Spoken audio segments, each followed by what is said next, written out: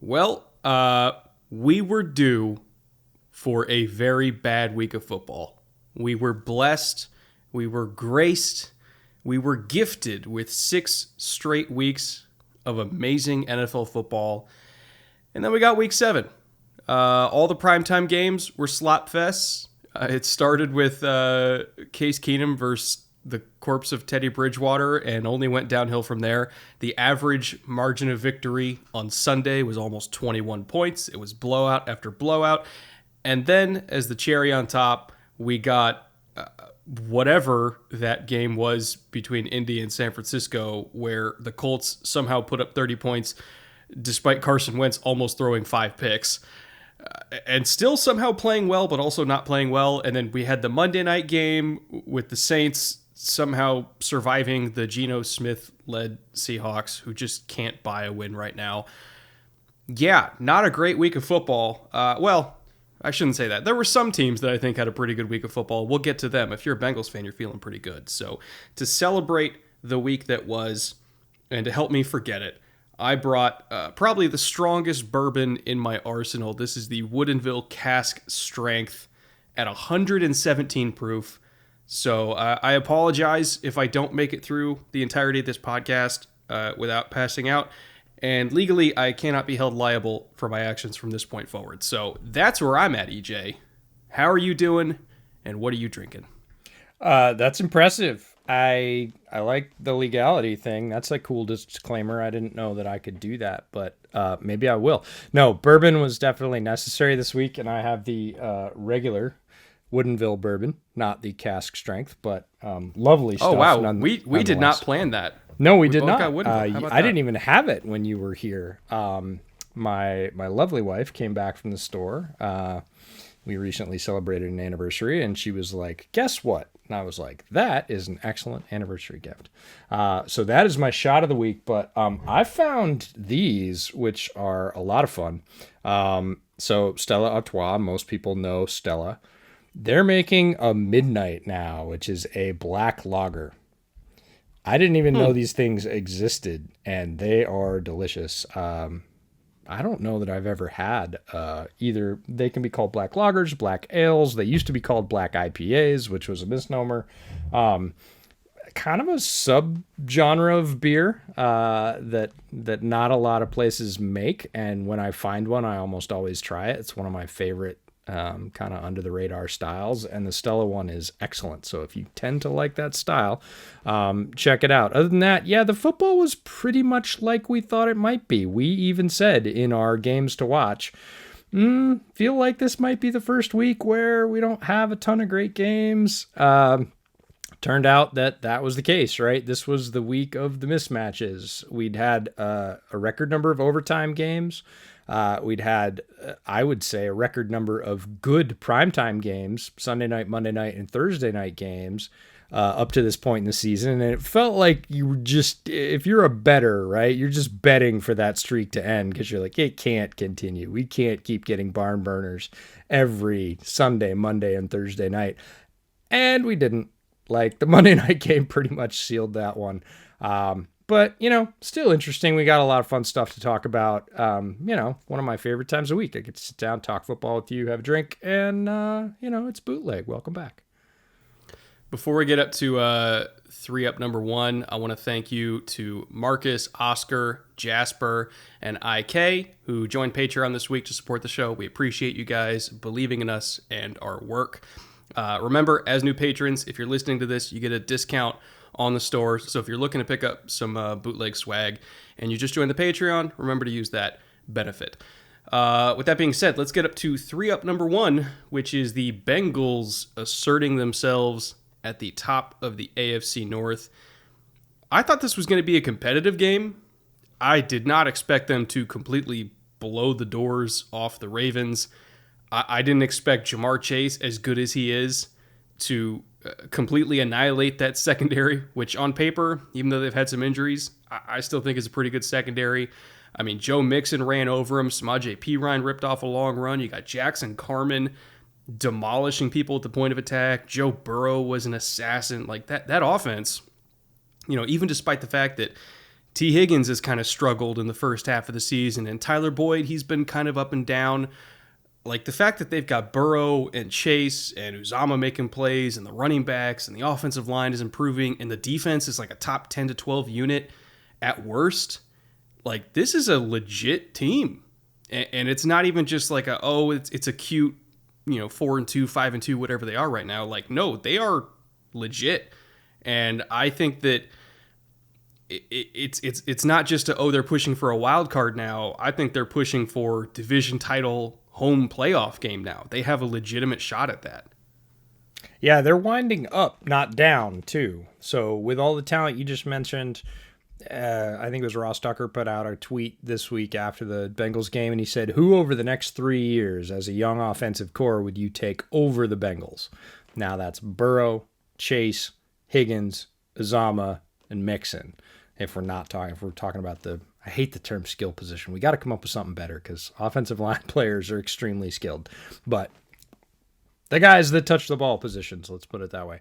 And there's not many units in the NFL. If you're looking at youth value right now in terms of they haven't had to pay Burrow yet, there are very few units that can match them straight up talent for talent. But if you talk about talent and a core to build around with a low cost, I don't think there's anybody in the NFL that matches them because it's not a triplets thing. It's a quintuplets thing. We're 5 deep here, right? We have 2 wide receivers, a really good back, an excellent quarterback, and Uzama, who's playing at a top tight end level, even though he isn't getting that billing. That's a really formidable unit. And then you talked about the defense, right? They had a great free agent pickup in Chidobe Awuzie. Their line is playing better, I think, than it has in a few years, their defensive line. So you got a team here that's balanced, and they're not stumbling into wins. They look like they're just hitting their stride, and we both expected this game to be competitive. It was number 1 on our watch list last week, and they didn't make it competitive. Like, they ended the competitive part real quick. They put their foot on the Ravens' neck and stomped out of there with a win, and that's a statement victory for a franchise that really has needed to turn it around, and this feels like that. As we look back, this might be the start of that. Also, speaking of defense and young pieces, we have got to give some credit to Logan Wilson. We've been trying to champion unheralded players throughout this season on the Bootleg Football podcast. And Logan Wilson, we've been talking up since before he was drafted. If I recall correctly, he was one of our 10 gems of that draft, was he not? He was one of my 5 gems in our 10 gems. I loved Logan Wilson coming out, and he did not have a great rookie year. I was a little bit underwhelmed by what he did, but none of their linebacking talent had a great rookie year. But this year, yeah, he's come on. Yeah, he was an unheralded linebacker out of Wyoming, if memory serves. And, when you and I watched him, we had pretty much the same report of, okay, he's not the biggest dude, and in terms of long speed, he's not the fastest dude, but in terms of like a 10 to 15 yard box, with how quick he was, how fluid he was, how instinctive he was, like if you just need a guy to seek and destroy from numbers to numbers, like that was the kind of linebacker he was. And he's just been racking up tackles this year, making plays in the backfield. He's been phenomenal. One of their best defensive players overall, and a big reason why they've been a very good defense this year. So the Bengals, it's interesting because of how the organization is structured in that they don't spend a lot of money. The Bengals are usually only good when they start hitting on draft picks. And they've been hitting on a lot of draft picks lately. They hit on number 1 with Joe Burrow. They got the quarterback correct. You have Jamar Chase, who's kind of an easy pick, but they did it. They made the correct pick. And then you're hitting on guys, like Logan Wilson, and you're, having good pickups like P. Ryan, and, you're nailing a 2nd-round pick in Jackson Carman, who's really come on at guard, even though everybody was screaming tackle, tackle, tackle, have to get a left tackle. They're like, no, our problem was guard. We're taking a guard, and they took a guard, and he's played well. So the Bengals, at least historically, you look at the last 15 to 20 years, going back to like the beginning of the Marvin Lewis era, their peaks are when they draft well and the talent is cheap, and that's what they're in right now. They're in one of those draft peaks, and if they can keep that going and continuously restock the cupboard, because Lord knows they're not going to pay for guys, as long as you have Joe Burrow healthy and you keep supplying him with good, cheap draft picks, they're not going away. Like this could be a very successful franchise for a very, very long time. Yeah, it feels like one of those teams that's going to win a bunch this year, have a bunch of people change their minds about the Bengals, right? What the Bengals are, how competitive they are, whether or not they're an easy out. I think they sort of passed easy out status late last year. They were not a fun team to play. After Burrow's injury, it was a little bit different. But you could still see the rest of some of those pieces developing. And it's like, well, again, like you said, if they have another good draft, they definitely have to fix the O-line. They definitely need one more receiver. Well, I wouldn't say they exactly fixed their O-line, but they put some resources towards it. So far, it looks like it's working out. They definitely fixed the other receiver problem. Burrow has come back and is, I'd say, playing very strong football the way we both expected him to. And they've got some pieces on defense, both that they've drafted and that they picked up in free agency. And it feels like they could keep winning this year, change some minds, go out, have another decent couple of free agency ads. They don't even need to make it 4 or 5 hits, right? And then one more decent draft class, and they could be a powerhouse team next year, which when you drafted Burrow, 2 years ago, that was the thing. Was, look, we need the quarterback piece. We need some pieces around him. It's not going to be all the year we draft him. It's not even going to be all next year.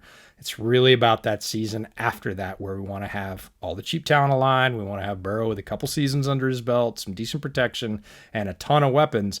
It kind of feels like they're almost already there with just a couple more pieces. People always say one player away, right? They're not one player away, but they're maybe 3 or 4 players away, which they could absolutely do in a combination of free agency and the draft next year. And then it's going to be watch out for Cincinnati if that happens. On the other side of the ball, this is the first time that I really felt like another team just handed Baltimore their own ass. And Baltimore has done that multiple times this season where they've been the bully, shoving somebody's face in the dirt. They got completely outmuscled at the line of scrimmage on both sides of the ball. Their defensive line got handled. Their offensive line got handled. And that usually doesn't happen to Baltimore, but I do think that some injuries are kind of starting to add up for them. Ronnie Stanley's out for the year. He elected to have, I think it was ankle surgery, if I remember correctly. Correct. He had suffered a setback, so he's like, I can't, and which is totally understandable. I'd rather he be healthy and come back strong for 2022. But he was their best offensive lineman, and they're not getting him back this year. We thought maybe he could, but they're not. And the rest of the offensive line just hasn't really stepped up. And I think a big reason why Lamar leads them in rushing by a lot is because he's kind of the only guy that can make do with no offensive line and still produce. But Devonta Freeman, he's getting 3.5 yards a carry. Le'Veon Bell, 1 yard a carry. Like these old retread running backs, if the holes aren't there, they're not going to create like they did in their prime. They're not going to create something out of nothing like Lamar. And I think the running back injuries have really added up for them, so they don't have any dynamic backs in the backfield, and the offensive line injuries have added up for them. So they're just not really generating movement up front. And it's kind of interesting in the NFL how you need 2 things to really succeed, and it's quarterback and offensive line. Some teams only have one. Very few teams have both. It kind of feels like Baltimore only has one right now, and I feel like that might limit them in terms of how far they can go this year. Yeah, I would say it's going to come at the end in terms of how far they can push it in the playoffs. Right now, Lamar is playing out of his mind. Let's be 100% clear about that. He is playing the best football he has ever played in his life, and he has played some amazing football. We're talking about an MVP, right? This guy's played some amazing football. He is operating at a higher level right now than he's ever operated, and he has to. That's the problem, right? Is the receiving core is coming back. Like they just got Bateman. back. He's still got Andrews. Hollywood is really much better as a number 2, not being pressed into that number 1 role as a complementary piece. So, the receiving pieces are there, and he's really hitting those intermediate crossing routes, which he did at Louisville, and he's doing again, and that's where they're doing damage. Those intermediate crossing routes is where he's really crushing people. And, of course, he can always take off, change a game, 45, 50 yards on a scramble, which very few quarterbacks in the league can do. Lots of people can hurt you for 15 or 20 and pick up the first down. Lamar can take it all the way and score. So that's a thing. But again, it's because he has to right now. He cannot hand it off 20 and 25 times a game to a running back and expect them behind what's left of the line to control the game. And that's kind of Greg Roman's deal, right? That is his first foot forward. It's not his only strength. He can adapt, but without that, it's kind of like fighting with one arm tied behind your back. So Lamar's having to take up the slack. He's doing it right now, but we've seen teams that are that dependent on one player's skill set, and they don't tend to make it all the way through the tournament. Somebody exposes them, right? Somebody limits them and ties the other hand behind their back, and then they're out of options. So it's going to be a fascinating team to watch, but the line dominance that you brought up in the beginning is not something you see happen to Harbaugh's teams very often. Like, they do not get beat in the trenches on both sides of the ball, hardly ever. And Cincinnati did it handily, like not a little bit, like not one in the end after some attrition. They, again, put their foot down and just stomped them. And that's rare. So good job by Cincinnati. Statement win in that division. Really sets them up for a different kind of outlook for the rest of the season, I think. 3-up number 2 was one of the only other entertaining games of the weekend. Unless, of course, you were a fan of one of those teams that was putting the hammer down. True. Then you had a great weekend. If you're a Bengals fan or a Bucs fan, your weekend was A-OK. Yeah. But for us neutral fans, this Falcons Dolphins game was one of the more entertaining things to watch that wasn't a complete dumpster fire. Falcons jumped out to a lead. They were kind of kicking the crap out of them. It almost joined the league of the other blowouts, but Tua mounted kind of a furious comeback late and it kind of overcame that really weird interception. It kind of looked weirder in the broadcast angle than maybe it actually was, because at least to me, it kind of looked like, if I remember correctly, it was Gaskin. He saw Gaskin, and then Gaskin kind of moved like as he released the ball, and it went right to the. So it looked really weird on the broadcast angle. You watch in the All-22, and it's a little bit more understandable. But even then, it's still a pretty bad pick. But Tua kind of overcame that, mounted a comeback, brought him back within 2 points. But the Falcons survived the Dolphins, and actually a very, very entertaining game. Partly because I think finally we're seeing the Falcons use Kyle Pitts the way that we really wanted him to be used. He had a season low in terms of taking snaps from the inline position, and they used him more in the slot and out wide. And when you look at the route chart, just for comparison, from week 7, and then you look at the route chart from week 2, like, it looks totally different. They're using him much more vertically now than they did earlier in the year. And we've been begging for that all season long. Like, please, you have this tight end that could be a legitimate deep threat. Use him like that. And they finally have, and he just absolutely went off. 7 catches, a $163, 23 yards a catch, which for a tight end for 7 catches, just unless your name's Darren Waller or George Kittle or Travis Kelce, you're not used to seeing that number next to a tight end's name. He's been everything that we hoped he would be and more. And the fact that he's on pace for, 1,300 yards, and they didn't even start using him right until like 2 weeks ago is just a testament to how incredible he is. So just a really fun, entertaining, quasi back and forth game. Some rookies got showcased. We saw some fight in Tua. Matt Ryan's playing well. Just thoroughly entertaining. What'd you think of it? Yeah, for me, it's kind of the Kyle Pitts show. There's a lot more going on, certainly on the Dolphins side, obviously. There's been a lot of talk about Tua, right? Tua's name came up as the hot topic over the week with, is he going to get traded? Is it a 3-way trade? Is it part of, moving to Deshaun Watson. Like, is he going to go to lots of places came up, the Broncos, the Washington football team. Like, there's a lot of Tua speculation. So rightfully so, stoked the fires before the trade deadline. And that's a tough spot to be as an athlete, right? You're the chosen one. You're the leader of the franchise. They moved a very popular veteran out of the starting lineup and then out of the building, clearing the way for you. There have been questions about whether you're the guy. And it was good to see him get down, have a play that, could take the wind out of your sails as a player, but he's incredibly resilient. He's seen a lot of football, not necessarily at the pro level, but at other levels and at very high levels. And, not terribly surprising, but pretty cool to see him come and lead the team back and battle back against a team that is figuring out how to do what it needs to do under a new head coach. And boy, Pitts is just different. Like, you posted the tweet that he hasn't dropped a pass in 2 years, right? Week 10 of 2019 was the last time he dropped a pass. Right. So he hasn't dropped a pass in 2 years. We all know that the physical attributes are special, rare. I don't want to say unique, but darn close. Guys just aren't that tall with that long of arms with that many skills. And we've said you could just slide him out and play him at the X receiver. I don't care what you call him.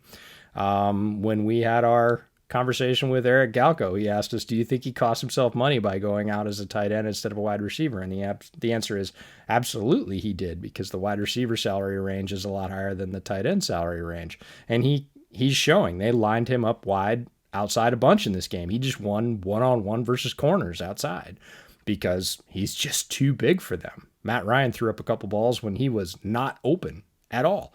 He was flat out covered. He just jumped up and grabbed it because he's, 6'6" and has super long arms and great hands. And that's the kind of player he is. You can just huck it up, and it's, again, the classic 50-50 ball. Nah, it's kind of like a 90-10 ball with Pitts. He's likely to come down with that thing. So I'm happy to see him getting showcased, as are you. The numbers are going to be ridiculous from here on out. They're just going to use him as a weapon. They're going to have him inside. They're going to have him in the slot. They're going to have him outside. And that's where he's really going to excel, because you can put him on the best matchup, and he's going to win anywhere. If you try and there's just not that many players, short of like Jalen Ramsey, maybe, but there's not a ton of guys floating around the league with that size, toughness, skill set, who are going to be able to even kind of match up to him. You put him on a nickel corner, most nickel corners in the league, like, you're good done. Luck. You put him on a linebacker. Again, most linebackers in the league, there's a couple, maybe three. Like Isaiah Simmons is a pretty good matchup weapon for a guy like Kyle Pitts. There's not a lot of Isaiah Simmonses floating around. There's maybe 5-6 guys in the league that can handle him as a linebacker. And then most outside corners, right? He's either going to outrun them, outjump them, or outpower them, depending on what their weakest skill set is. So there's just not a lot of ways to win against him, and I think Atlanta's figuring that out. Hey, no matter where we put him, no matter what we throw to him, he's going to win, so let's just keep throwing to him. It's like, yes, let's just do that. So pretty cool to see him break out. But yeah, an entertaining game in a weekend where there were a lot of games that got unentertaining pretty quick, unless, again, you were a fan of the victor, and then it was just a lap. It was a good time. One more note I want to bring up about this game. Cordarrelle Patterson is among the league leaders in yards from scrimmage. And if you're a longtime Bootleg listener, I have been championing the Cordarrelle Patterson is a Hall of Fame fan club for a long time. When you look at his resume, the All-Pros, the All-Decade team, the Super Bowl rings, everything like that, to see him now have a season, because, again, the knock was like, well, he was never a legitimate weapon. He was a special teams guy. Seeing him now be one of the only guys with, over 230, 240 yards rushing and receiving in the entire league, that's like Alvin Kamara, that's DeAndre Swift, where it's like, are they a running back? Are they a receiver? Who cares? They're a weapon. He's way up there in the yards from scrimmage ranks, and I don't see any sign of him slowing down. He's been, at least from a fantasy football perspective, this year on a points per game basis, he's like RB5, which is insane. He is having the season of dreams for a 30-year-old again, I don't even know what position I want to call him, but a 30-year-old weapon that was kind of left for dead. He's been on a million teams at this point. Now he's having this kind of year. Golf clap for Cordarrelle Patterson. Whenever you go to Canton, buddy, I will be there. I promise, because you deserve it. And I feel like you're finally getting your moment in the sun. And if he was used this way his entire career, by the way, I would not have to be debating this. He would already be a lock for the Hall of Fame. I guarantee it. Yeah, my other podcast co-host, Jeff Burkus, is a massive Cordarrelle Patterson fan. And I got to say that it rubbed off on me. Like, he's an amazing guy. I saw him when we went to Bears camp. And if you've never been around the guy, and I mean just physically near him in his presence, he is a massive human being. Like, he is a big dude. You just don't realize how big he is until you're next to him and you're like, yeah, he's like, speaking of tight end size, like, he's tight end size for a lot of tight ends in the league. But he's faster than that, certainly in a straight line. The knock was that he wasn't great at running routes when he was young, and they used him straight as a receiver. His hands weren't amazing. He had this tremendous special teams ability, and he is a Hall of Famer. I think is a special teamer probably alone. But now that he's gone to a place, and I think it took a guy like Arthur Smith and a staff like that to not have any preconceived notions, or maybe to have preconceived notions that were very different than the rest of the league, and say, nah, we're not going to limit you because of what you've done in the past. Like, we're going to find the things you like to do. And you started to see it, like New England got a little bit of that out of him in the run game, but it was pretty limited. It was on a sort of special basis. And towards his last year with the Bears, you started to see it again a little bit in the run game, where he started to look more like a running back, because the first year with the Bears, they would hand him the ball and he would maybe take a cut, maybe not, maybe just power through towards the hole. And then he started to take one cut. And I remember it was about game 6 or 7 last year. I saw him take his first handoff and he made a little jump cut. And then he ran like 2 yards and he stopped and he cut back through the hole. And I was like, whoa. Okay. That level of athleticism with real running back skills starting to string together moves. Now you've got a problem. And you're seeing the continued maturation of that in Atlanta. And, you know, speaking of golf claps to Arthur Smith and his staff for going, hey, we realize you can do a lot. We're going to do a lot with you, and you just kind of tell us if it's too much. And so far, it hasn't been too much. Yeah, I love the dude, man. I'm so happy to see him succeed. It's been, he was drafted in 2013, I think it was, in the DeAndre Hopkins, Tavon Austin class, and you know, to see how far he's come, making it almost a decade in the league, and all the success he's had, and championships and everything like that, he deserves it. So, good on you, Cordarrelle Patterson. 3 up number 3, Cooper Kupp, believe it or not, is on pace for just shy of 2,000 yards this season. It's like 1,964, 65 yards, somewhere around there. When you look at his game logs and you look at his metrics and his splits in terms of where he lines up around the field, it's not just, oh, he's a slot receiver. He's in everything. He's an X, he's a Z, he's a slot. He is everything, and he is good at all of them. Actually, no, I take that back. He's not good. He's amazing at all of them. You don't be on pace for almost 2,000 yards without being amazing. The way he moves as like a 6'2", 210-pound receiver, it just doesn't look normal for somebody that size. And I don't know, maybe people, because he played slot most of the time early in his career with Jared Goff, kind of profiled him as the, you know, the quicker than fast, the gritty, the lunch pail guy. No, he's like, God, I can't even try to think of like a comparison for him, because he's so complete. Like, he doesn't have a weakness. He really doesn't. And the fact that he's being used in every single spot, and he's absolutely crushing every defense he faces from every single spot. You look at his game log, you know, it's 7 catches for 108. It's 9 catches for 163. It's 9 catches for 96. His worst game was 5 catches for 64 yards, which is better than Allen Robinson's best game this year, to put it in perspective. And he's getting 7 for 92, 9 for 130. Most recently, 10 for 156, and 2 more touchdowns. 800 yards and 9 touchdowns in 7 games. That's like a complete season for most guys. And he's just getting started. Cooper Kupp is incredible. He is easily in the top 5 conversation for receivers in the entire league right now. I don't care what order you put people in with Devontae Adams, Jamar Chase, Terry, Jefferson, like whoever you want to throw in there. I don't care. As long as Cooper Kupp is in that top 5, unequivocally, your list is fine. And anybody who leaves him out of the top 5, I'm sorry, you're just wrong. You just are.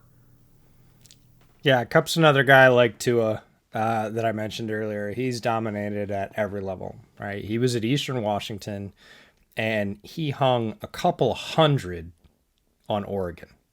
And, Jeff Schwartz still talks about it. He's like, I don't even like watching that game. I watched him hang, 200 on us, some guy from Eastern Washington. He dominated in high school. He dominated in college. If you were a Vernon Adams fan as a quarterback, as I was. Oh, I was. I was so too. was. That game where they walked into UW and massacred a Huskies defense that had 5 guys drafted in the top 4 or 5 rounds was, again, Kupp had a really good day. He's had good days at every level, and he's done it consistently. And the whole, you kind of forget. You want to pigeonhole him. You want to say he's like this, or he's best if he's here, or, he's really only productive here. That's all window dressing. But it's not. He wins from the slot. He wins outside. He wins with speed. He's got great hands. He's incredibly tough. He's tough at the catch point. He's tough with the ball in his hands. He runs hard. He's not slow, and he's definitely not small. I know I always forget, like, oh, you're 6'2", 210. That's really good sized. I know we have some trees at receiver in this league, but 6'2", 210 is not an undersized wide receiver in any metric. He's just, there isn't something you can point to and go, well, Cooper Kupp would be a lot better if. Like, fill in that statement. What is that, right? His releases are good. His strength is good. His speed is, I would say, above average. His hands, very good. Concentration, excellent. Toughness at the catch point, yes. So whenever anybody wants to say, oh, he's this, he's slow, he's small, he's only good in the slot, and the answer is no, you just haven't been watching. And now that they've added Matthew Stafford to distribute the ball, he's just unlocked like the final boss level, right? He was always good even with Jared Goff. I mean, his numbers are very good with Jared Goff throwing the ball. With Matthew Stafford throwing the ball, he's excellent. Like, he's just flat out excellent. There was a catch he made in the Cardinals game. I don't know if you saw it. And this was the game that the Rams got blown out in. I think it was their only loss of the season so far. And, it's made the rounds on Twitter several times, mostly for people going, oh my God, this throw from Matthew Stafford is amazing. But the first thing I saw was, oh my God, how did Cooper Kupp hold on to that ball? Because Stafford threw a missile in between 3 Cardinals deep down the field, and Kupp got annihilated. Like, I'll throw it up on screen so people can watch it. He got fucking blasted and held onto that ball. And that's Cooper Kupp. It's not just the fact that he gets open. It's not just the fact that you can throw it in the tightest of windows. It's that not only will he catch it, but he will catch it while getting his ribcage absolutely detonated, and he will hold on to it. That's why I love Cooper Kupp. He's reliable. He's explosive. He's smart. He's fast. Like, he's everything. He is a complete wide receiver in every sense of the word. And get on board the Cooper Kupp train, because it's leaving. This week's episode is sponsored by Purple Mattress. Purple Mattress has been the most innovative sleep system on the market for over 15 years now, and it's all because of their own unique patented technology, the Purple Grid. The Purple Grid has over 1,800 open air channels to help keep you cool and comfortable as we kind of wind down with these hot summer nights and transition into fall. And also, unlike memory foam that remembers everything, the grid bounces back as you move and shift so that you never get that sort of I'm stuck kind of feeling like you do with memory foam. It's also highly flexible to relieve pressure on your body no matter your size and no matter how you prefer to sleep. It's a really awesome, innovative design, and once you try it out and you kind of see how it works for yourself, you'll really understand why so many people love it. So if you want to try it out for yourself, go to purple.com/bootleg10 and use promo code bootleg10, and for a limited time with that code, you'll get 10% off of any Purple mattress order of $200 or more. Again, that is purple.com/bootleg10, promo code bootleg10 for 10% off of any order of $200 or more. Terms and conditions, of course, apply. Moving on to 3 down, number 1 here. Again, teams, players, schemes, whatever that, or in this case, entire organizations that we feel had a very rough week around the NFL. We have to start with the Chicago Bears, because every single week we feel like we're hitting rock bottom, and then it just digs a little bit more and a little bit more and a little bit more, and we think it can't get worse, and then it does. Just getting absolutely blown out by the Buccaneers 38-3, and it was not that close. It wasn't even like the Geneva Convention I thought was about to be invoked. It was that bad. Like, I've seen the Bears lose a lot of games. It's a common occurrence for them. That was one of the most embarrassing losses for the entire organization since probably the back-to-back 50 burgers against Mel Tucker's defense, I would say. That's like where we're at now. Is like the lowest point of the Mark Trestman era. We're right there again. Except, believe it or not, Mark Trestman's offense averaged 5 more points per game than Matt Nagy's offense this year. So it's probably worse. Like, it's even worse than the worst of Mark Trestman. I know the Bears have a unofficial policy. They don't fire people mid-season. But holy shit, EJ. Something needs to change. I can't go on like this. It's unwatchable. It's completely unwatchable.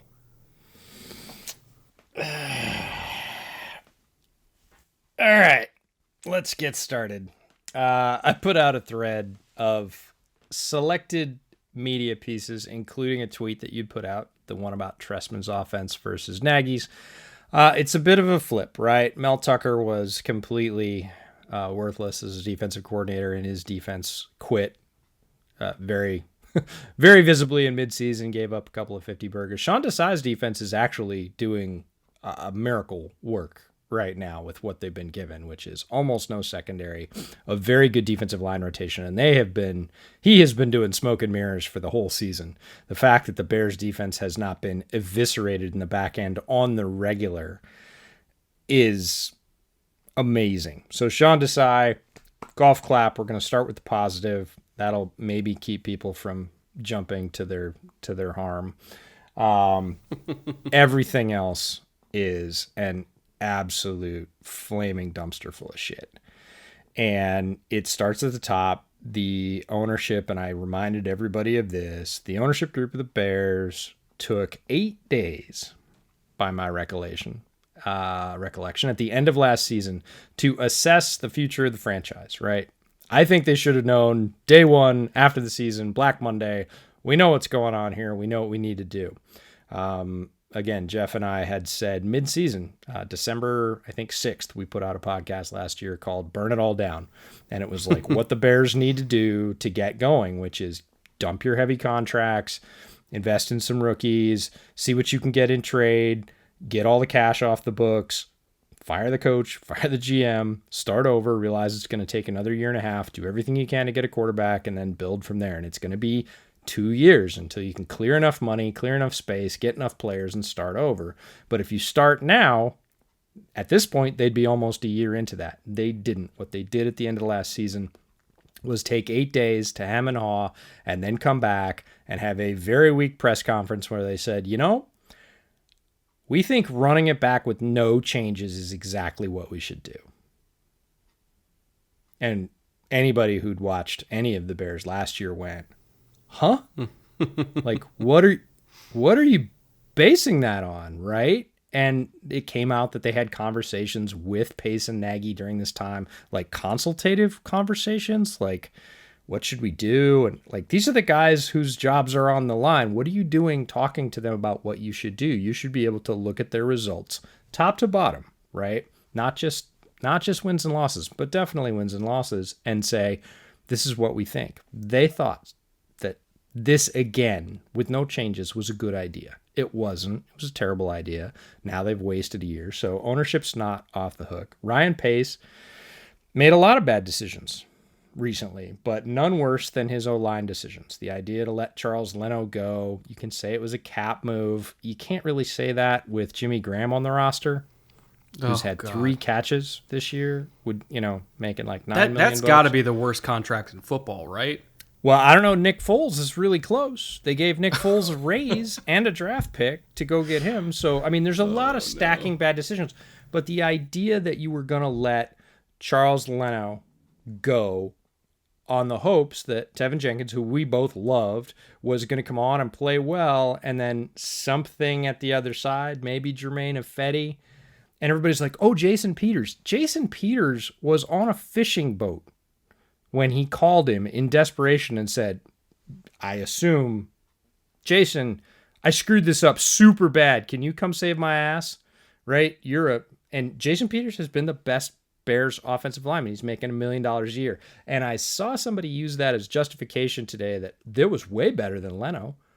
I'm like, the only reason you called Peters is because after like 2 or 3 weeks of watching, this line struggle and submarine the entire offense, you called Jason Peters out of desperation retirement. And luckily for you, he said yes and came back, and he's been their best lineman. You can't do that. It set the entire offense up for failure.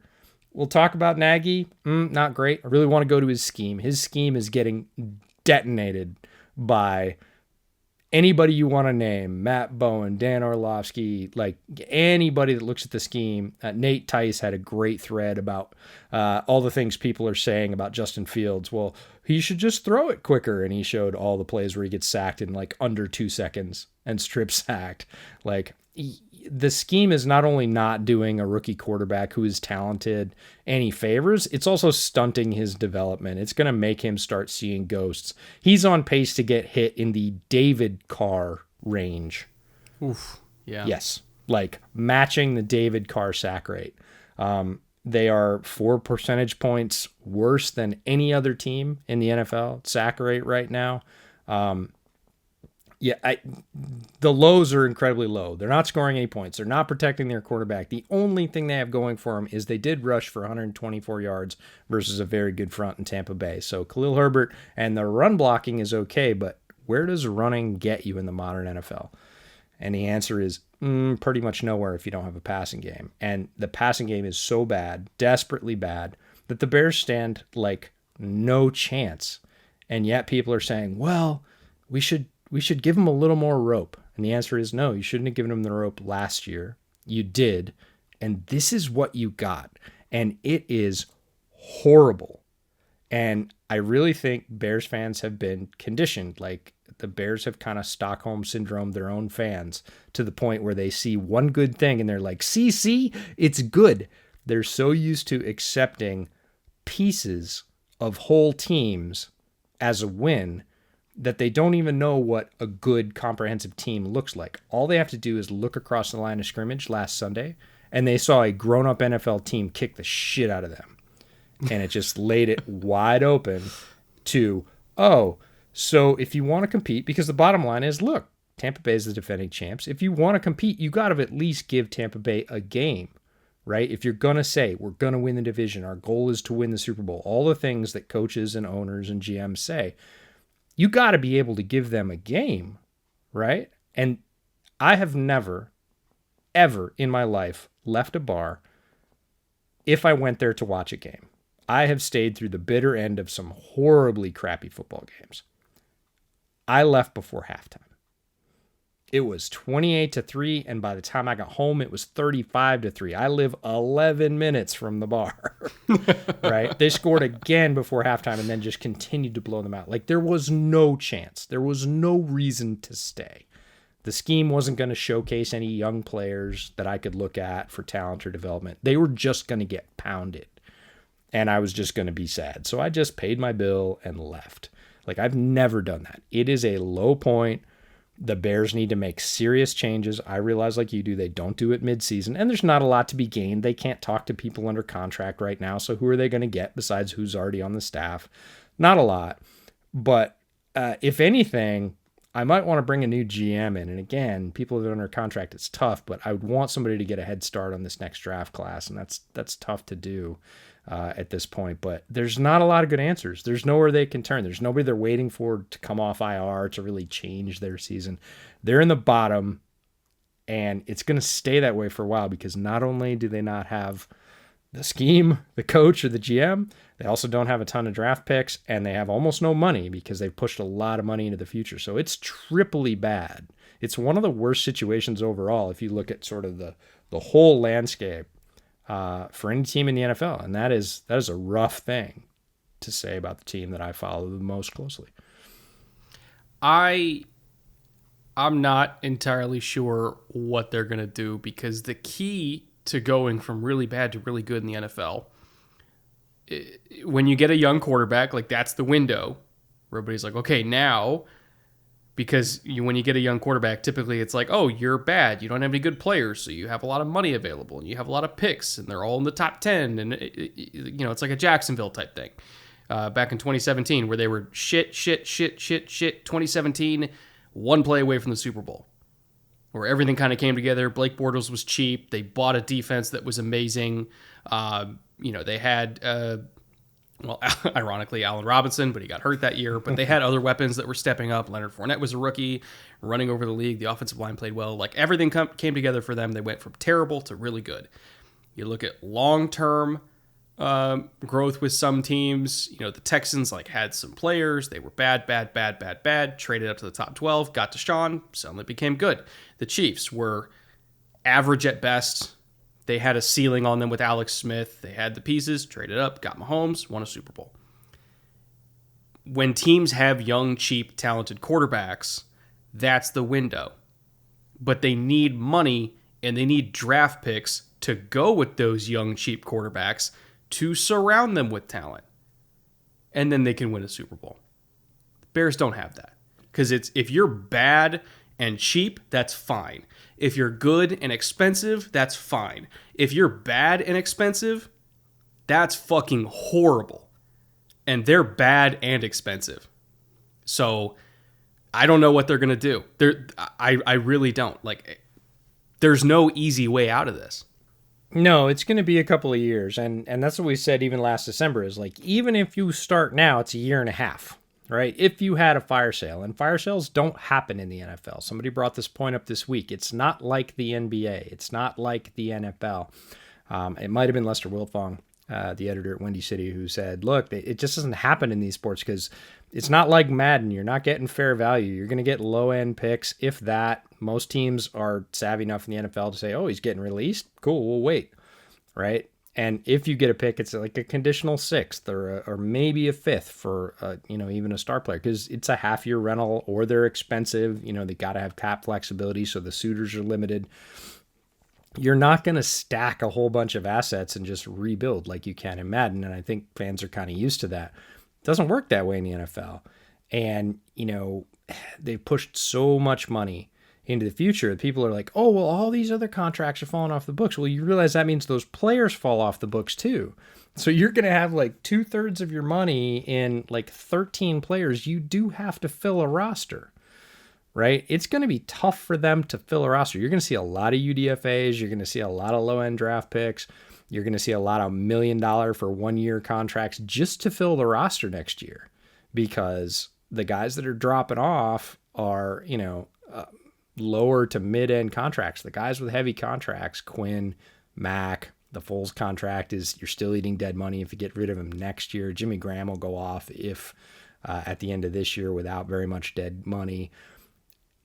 You're not going to have a lot of guys left on the team. The secondary is largely bereft. Eddie Jackson got paid and Jalen's there. He's still cheap. But after that, you're going to see kind of what you're seeing this year. A bunch of guys that you haven't heard of or are on very low-end veteran starter deals because you're going to have to. There isn't any other option. So it's going to be rough, and it's going to be a while.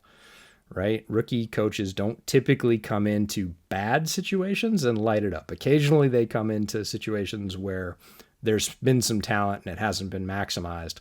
The Bears do have a small core of young talent, but it's not big enough. And like you said, by the time it's ready to go, by the time they have more money to surround those guys with something, it's going to be too late. They're going to have to start paying them. So the window is going to slam shut before it ever really opens. And it's not a great situation. It's going to have to be pretty drastic, the changes they make. And there's no guarantee it's going to happen anytime before the next couple of years. Let's go to something slightly less depressing. Unless you're a Seahawks fan, then earmuffs. 3 down, number 2. I think over the last 3 weeks, honestly, for a lot of Seahawks fans, it might be a little bit refreshing.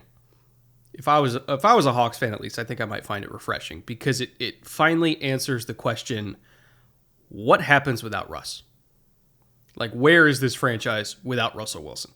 I have advocated for a long time that he is a top 10 quarterback ever because he dragged an otherwise sorry-ass roster to the playoffs year after year, made them contenders year after year, when, let's be real, Pete Carroll, who had most of the control of that organization, we can argue about who was making picks between him and John Schneider. Most people seem to think like Pete Carroll had final sign-off.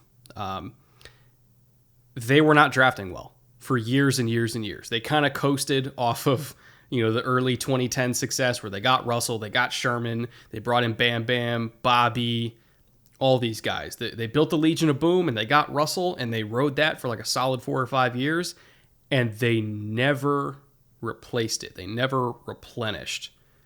And now we're here where now you don't have your all-time great quarterback to drag this roster to win after win after win, constantly being in games that they have no business in, constantly winning games that they absolutely should not win. Like, it became kind of a meme of like, of course the Seahawks win. Of course Russell comes back. Well, most teams don't have Russell Wilson, so they don't get to come back. They just lose. And now, without Russell Wilson, now it's like, okay, well, we got Geno Smith. Well, this is the difference between Geno Smith and Russell Wilson. They probably win all 3 of these last games if they have Russell Wilson. They're probably sitting pretty, fighting for the top of the division. But now, with Geno Smith, when they have a normal quarterback, and this is nothing against Geno Smith, they're terrible. They can't win a game. So, if I was a Seahawks fan, I would find it refreshing because it finally answered the question, who's actually important in this organization? Is it Pete Carroll? No. Is it either the coordinators? No. Is it the GM? No. It's Russell fucking Wilson. So when he demands a trade, that's when things happen because they know they're not important. What have they done to contribute to the success of this team other than draft mostly poorly for the last 8 years? It's Russell. It's nobody else. So in terms of, is it time for Pete Carroll to go? He's a great coach. Probably go to the Hall of Fame, won a lot of games, won a Super Bowl. I have immense respect for what Pete Carroll has done for the game of football.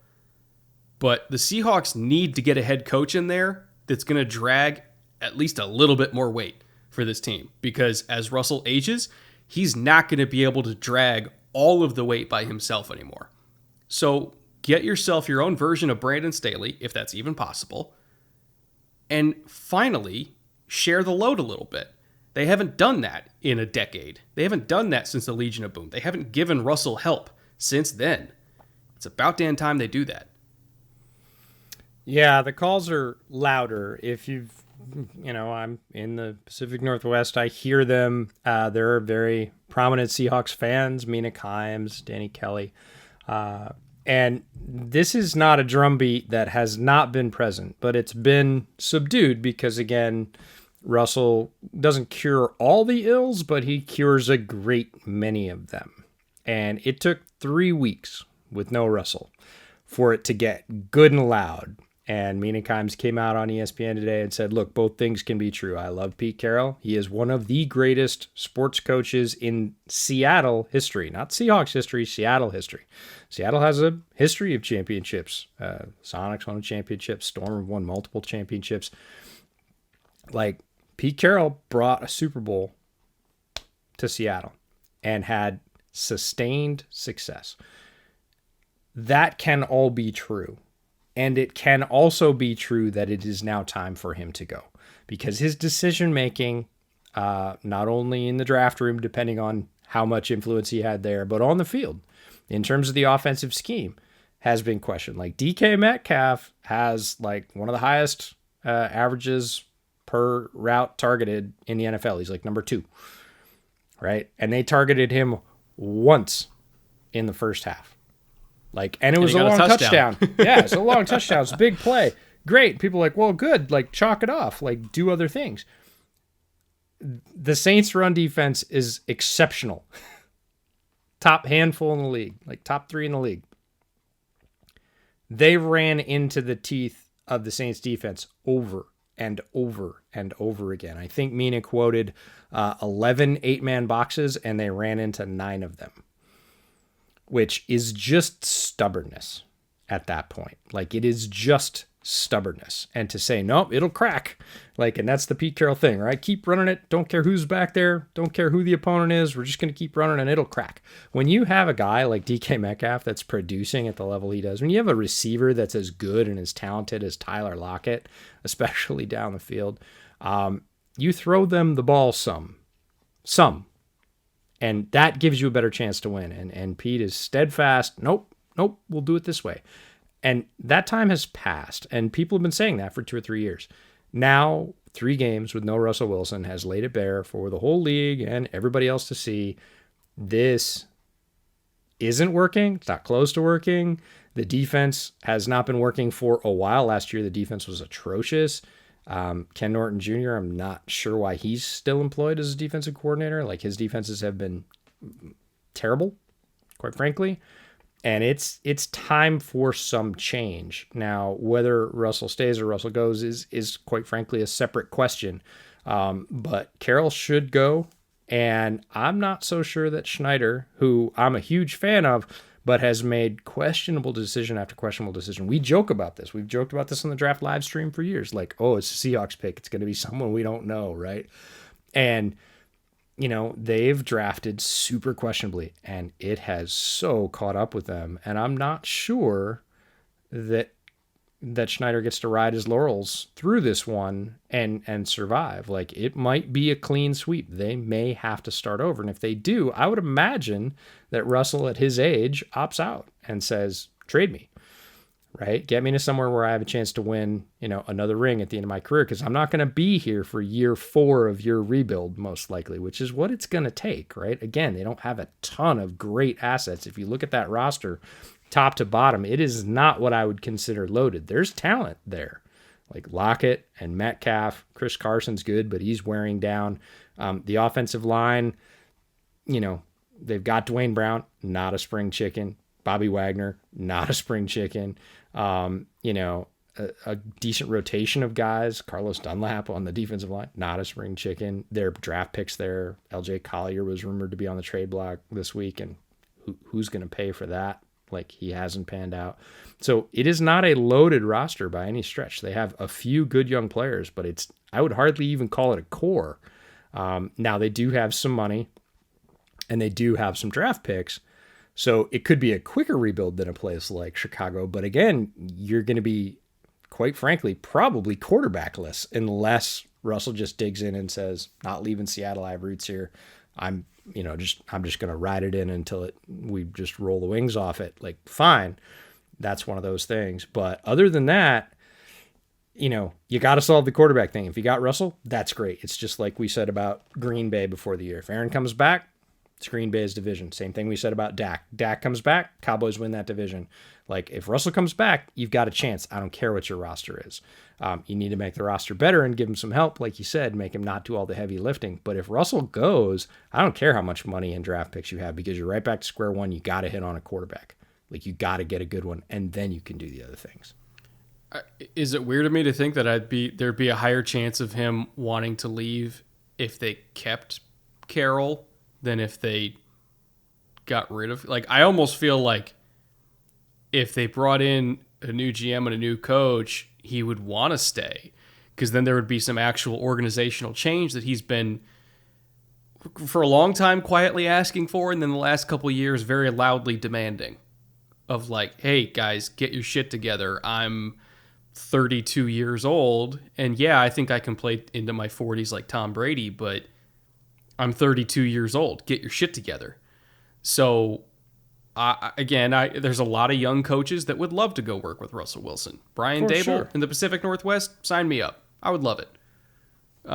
You look at, God, even would Lincoln Riley want to do that? Maybe. Then again, Lincoln Riley might never want to leave Norman because he's going to win a million games and he's a god there and he could demand whatever paycheck he wants. But I would at least try, see if he's interested. Either way, as long as Pete Carroll's there, I think we're going to keep running into this scenario every single year where you're running Alex Collins instead of throwing a DK Metcalf, even when it all analytics sense and regular football sense tells you not to do that, and they're still doing it. I don't know. It's one of these organizations where it's like they're so close to being great, but there's just a little roadblock that's in the way, and right now I feel like that roadblock is Pete Carroll. And 3 down number 3, also in the NFC West, also a little bit of a similar story for different reasons, if that makes sense. Kyle Shanahan. We need to talk about Kyle Shanahan because we know he's not going anywhere. He just signed a massive extension. He's going to be there for years. When you take out the 2019 season, which was before the defensive meta shift in the NFL to playing more two high structures again. This was 2019, and then in 2020, you had the Brandon Staley tree showing like, oh, we can base out of too high and then roll down into cover 3 week out of that so that we get better leverage against all of these, jet sweeps and crossing routes and everything like that. And we can still play cover 3 structures, but from too high, and it completely eliminates all this kind of West Coast outside zone bootleg stuff.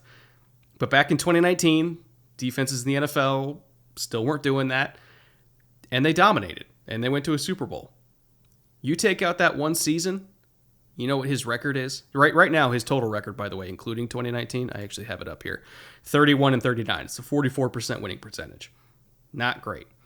You take out that 2019 season, he is 18-36. That is a 33% winning percentage. That's Matt Patricia territory, who was 31%. I don't care who you are. I don't care that you went to a Super Bowl. 4 out of your 5 years, you're winning the same amount of games at the same rate as Matt Patricia. There's a fucking problem here. And I understand they dealt with a lot of injuries. So do most teams. And most teams have more success than that. It's frustrating, or at least it was frustrating. Now it's just full on enraging because the rest of the league has caught up a little bit to some of the things that Kyle Shanahan likes to do, how he structures his offense. And there has been little to no adjustment. And on top of that, their personnel management has been horrible. Like, you're giving all these carries inside the tackles to Eli Mitchell. And I like Eli Mitchell. But he's more of an edge player. He's more of the guy you give counter carries to, which they did in the first drive, and he got like 60 yards in the first drive, and they scored, and then they started running him inside, and all of a sudden his yards per carry dropped like a rock. He's more of the edge threat. You give him counter, you give him crack toss. Trey Sermon's the guy you want to run inside zone with 15 times a game, and they're not even giving him any touches at all. They're not even giving him any snaps. Meanwhile, you got Brandon Ayuk, who's a Ferrari of a wide receiver. Like, I'm sorry, you can't look at his rookie year and tell me he's a bad football player. Brandon Ayuk is really fucking good at football. And he's getting nothing. Like, they're feeding the ball to everybody but Brandon Ayuk. They were giving Travis Benjamin snaps over Brandon Ayuk a few weeks ago. It's insanity. And then you got Jimmy G, who, let's be honest, he ain't it. And I know Trey Lance was injured this week because they ran him like 15 times on purpose, and he got hurt because they ran him 15 times on purpose. A rookie. Okay. Again, personnel mismanagement, theme of the day. But even when Trey Lance was healthy, it's not like Jimmy was performing better. He was still bad early in the season before Jimmy got hurt. And they still weren't using Trey Lance. And guess what? When Trey Lance probably comes back next week, Jimmy's still going to start, even though he's been playing terribly. So the personnel mismanagement, the lack of adjustment to when defenses adjusted to him, and we're here. We're at a 44% win rate that very easily could be much lower than that outside of one dream season where you had 5 first-round picks on the defensive line, you had an amazing offensive line, you had a quarterback who somehow against all odds stayed healthy for the first time of his life, you had a running game that was great, and you had really good coordinators. They had the 1 year. Other than that, it's been a disaster. So I know Kyle Shanahan's not going anywhere, but I went from excited and hopeful, based on the past, to a little bit frustrated, to now I'm just downright pissed. Because week after week, we see the same problems and the same mistakes, and they're not changing anything. And they're 2-4. And they deserve to be 2-4. And if they continue to not change anything, by the end of the year, guess what? They're going to be 4-13. And they're going to be right back to picking in the top 5. Except this time, they won't have to trade up. Oh, wait, they don't have picks. So yeah, that's where we're at. It's another one of these situations. I don't know how to fix it. I really don't. And it's really frustrating. And if I was a Niners fan, I would be fucking pissed. Well, you certainly wouldn't be hopeful. And that's a change, right? We have heralded Shanahan's scheme, like his run game, mostly. And I can't believe I'm going to say this because I certainly wouldn't have said it 2 years ago. It seems like Shanahan is the anti-McVay. Right? Interesting. McVay is a guy that looks at what he's doing and has had a similar situation, right? Where he had a scheme. That's the whole reason he was the youngest head coach in the NFL.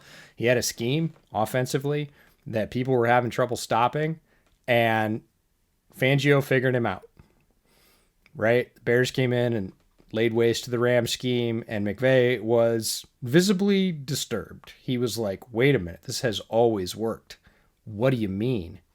And he had to, put his tail between his legs, go back, watch the tape after the season and go, what happened? Because everybody was like, ooh, we can stop him now. Look at this. We got a blueprint. It was that kind of a game. McVay could have doubled down and said, nope, not enough people are going to catch up, or not enough people are going to change and do what Fangio did, or they can't do what Fangio did. I'm going to run it back, right? I'm going to get a couple of better players, and I'm going to stick to my scheme because my scheme is good. He didn't do that. He went back and said, what happened? Why is this wrong? How do I need to change? And he tried to do it with Goff, and he did a little bit. He morphed the scheme, but Goff couldn't hang. Goff couldn't move as far as he wanted to move. And so he, after one season, said, nah, I got to do a big thing. I again have to cut with what I've done in the past and do something different because I'm not going to go past here. And I feel like that's where Kyle is with the 49ers, where he's like, my scheme is good. I can get there. Instead of going, my scheme's not working in the current setup of the league, of my personnel, of the current defensive mindset. I need to shift. Everybody keeps saying offensive mastermind. And I feel like he's one of those guys that might be a much better coordinator. I think is a much better offensive coordinator than he is a head coach. And I actually would like to see him, I don't want to call it retreat. I would like to see him take an offensive coordinator position somewhere. I think he would be very successful if that's all he had to do. I don't think he's great at the head coaching thing. We're looking at his overall record and saying not. But whereas McVay is kind of constantly, there's the phrase, kill your darlings from writing, right? The lines you love, get rid of them because, you need to move on. And Shanahan has to kill his darlings.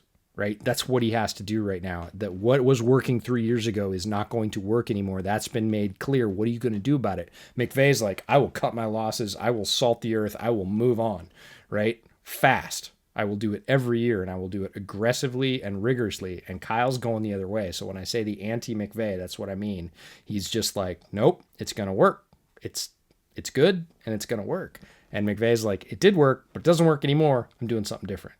And until we see that kind of motion or that willingness, because I do feel like there's a piece of ego here with with Shanahan just believing to the end that he has the answers when the results on the field keep saying you don't have the answers.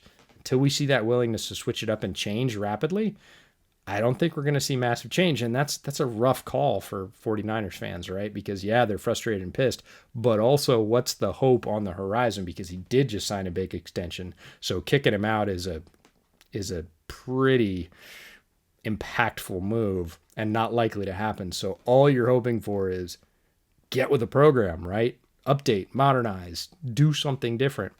I'm not sure it's going to happen. And until it does, or if it does, I'm with you. I don't see a way out. There was, you brought up Sean McVay adjusting and being aggressive and everything like that. Like the main concept that the Rams use these days, like passing concept, it's still the same one that they kind of majored in before, which is flood. Like it's a 3-level concept. Same thing the Browns do. In a way, like the 49ers still do it. They don't do it as much as McVay and they don't do it as much as Stefanski, but it's, hey, I'm running a vertical stretch. I've got an intermediate route and I've got one of the flat. 1, 2, 3. Jared Goff was good at that because it's a half field read. It's a predefined. Deep guys there for the alert. Most of the time the intermediate's going to be there, but if you have a hang corner that's under the intermediate, you hit the flat, never go broke taking a profit. The problem was when defenses started adjusting to that and taking it away, Jared Goff could never get to the backside dig. And again, it's been brought up by multiple analysts. I think Deontay Lee was the first one that I saw bring it up, and I was like, oh, that's a really, really good point. The backside dig is pretty much always going to be there, but it's also the fourth read. And having a quarterback that can not only hang in the pocket long enough without panicking to get to the fourth read and also get himself to a good platform with pocket movement and also have the arm to absolutely fucking rip that backside dig because it's a tight window and you have to hit it. And if you're going up against a man corner on the backside, which most of the time they are, it's a hard throw to make. Jared Goff couldn't do it. And McVay was like, look, I can adjust to these modern defenses when they're taking away that front side flood if I have a quarterback that can hit the backside dig and punish it when they take it away. He didn't have that before. He has it now. Bada bing, bada boom. Matthew Stafford hitting the backside dig, and they're winning games. It's a very hard concept to stop if you have the right quarterback. And that's the difference between McVay and Shanahan. Is Shanahan doesn't have the right quarterback, but he's refusing to move off of that quarterback and at least give the young quarterback that has the arm talent to, quote unquote, hit that backside dig. It's a little different in their offense, but again, kind of speaking in generalizations here. He's got a young, talented guy that can do things that his starter can't do, and he won't move off. So it's a difference in mentality. It's a frustrating case of somebody maybe thinking they're the smartest guy in the room. And I'm sorry, when you're winning, when your best case scenario is you're winning 44% of your games, you're not. You're not the smartest guy in the room. Like Mike Tomlin wouldn't be caught dead with a losing season. He's dragged the corpse of Big Ben the last 3 years, and they're still not losing games like this. Like Kyle Shanahan doesn't have an excuse. He just doesn't. Like, talk about injuries, talk about whatever you want. There's no excuses for losing at this rate. Not with this roster. And they are. So, again, I'm not saying he should be fired. I'm saying he should change. Because if he doesn't change, eventually he will be fired. Yeah, and the weird thing is, like, all he's got to do is look around the division, right? He can look to one of his best friends, right? He can look to Cliff. Like, he and Cliff are tight. And we already talked about McVay, who's in the same division. It's just downstate. He could figure that out easy enough. He could look to Cliff, right? The Cardinals did the same thing, right? They just spent a pick on Josh Rosen, and they went, nah, we need a different thing. And they drafted Murray, and they took a lot of crap for that. In the consecutive year, right? You just took one last year. What do you mean you were wrong about a very expensive, impactful draft pick, right? And they said, no, this is what we need. Like, again, the McVay thing. Like, I need Stafford because he can hit the dig. And Cliff said, I need Murray because he can do the things that Josh Rosen can't that I want to do. And both leaders, both, GMs and, owners have to sign off on that kind of thing because it's expensive, said, all right, we'll follow you. We believe, right? So he's got two examples in recent history in his division of, hey, this is how these guys are not only surviving, but thriving. Those are the two top teams in the division, undefeated and 6-1. And he's sitting there at 2 and whatever. Like, all he has to do is look around the division and go, what did they do? And the answer is somewhat the same, bit different, and it took different timetables. But it's right there for him if he wants to look at it and say, oh, yeah, I should just pull the trigger, jettison Jimmy G, play Trey, see what happens, change the offense to fit him so that it's maximizing his opportunities, and it's not my offense and he has to fit, right? That's not good coaching. I don't care what level you're at. It's, we went and got a guy. We paid a lot to do it. What are the things he does well? Let's maximize those, as opposed to, well, he'll figure it out. My scheme's good enough. Like, there's a subtle but important difference there. And unless we see that shift, the Niners are probably going to continue getting what they're getting. It's actually a really good segue for three interesting. Number one, which is the upside down divisions across the NFL right now. You look at some of the division standings, or rather like half the division standings, and they're either exactly opposite or pretty close to exactly opposite of maybe what the consensus was before the season. Obviously, you have the Cardinals on top with the 1 seed. They're the only undefeated team left in the league, while the Hawks and the 49ers are struggling. Like, I picked the 49ers to win the division because apparently me having faith in Kyle Shanahan was massively misplaced, both in real football and on my fantasy football team. I'm getting absolutely fucking crushed because of this guy, but again, I won't stick with that too much. And then you got the Bengals owning the top spot in the AFC. They're the number 1 seed right now, and they're at the top of the AFC North. They just crushed probably their biggest threat in the division because the Browns are so banged up. I would say the Ravens are their biggest threat, and they massacred them, like 41-17. So that's a little bit of a surprise, I would say. You got the Raiders playing really, really well in the AFC West. They're at the top of that division because of tiebreakers and bye weeks and everything like that. The Chargers were off. So they're at the top of the West. And then the Chiefs are struggling. They're under 500 halfway through the year, which is insane. And then you got the Cowboys, which we thought if Dak was healthy, there was a good chance they were going to win the division. But having a 3-game lead after 7 weeks is not what we expected. And I thought the Panthers were going to challenge for at least a wild card, and they started out 3-0, and I thought that was looking good, and then they dropped 4 straight. Now they're at the bottom. So pretty interesting division races across the league, and statistically we know that half of NFL teams that make the playoffs won't make it the next year, and so far half of the divisions are not looking like how we expected. So I'd say parity across the NFL is doing its thing, and that's good for the health of the league. Yeah, it's alive and well. And we'd gotten a listener question on YouTube. Hey, can you guys go back and talk about, based off all your division preview work over the summer, like mid-season, how are you doing? Like, how does that look? And this is how it looks, right? We had the Cardinals at the bottom, both of us. We had the Bengals at the bottom, both of us. The Raiders we had mid-pack. And, honestly, it's a game or two. So they could end up there. They started out hot last year and then cooled significantly. Cowboys was really Dak dependent, but we really both thought Washington was going to be a foil for them in that division, was going to be some legit competition and maybe take the division title, Dak or not. Washington has had the wheels fall off in some really serious ways, and Dak has played the lights out with that core, and the defense has come up for the Cowboys, which was the big difference. But yeah, again, a 3-game lead after 7. That's crazy. It's not normal.